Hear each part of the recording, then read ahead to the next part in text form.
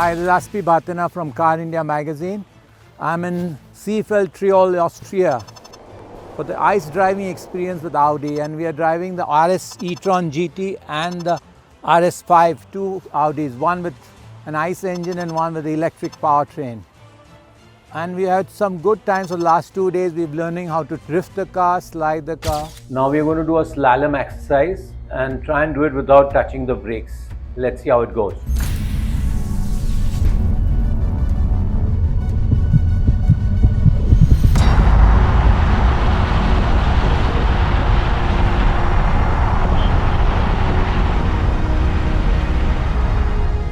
And how to use oversteer and counter steer to go around corners without using too much of steering, but just using the power to pull the tail out. So it's been a good learning curve.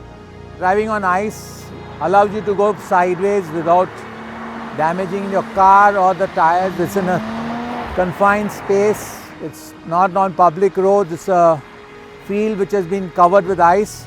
So it's a safe environment, and really I had a good time with these two cars.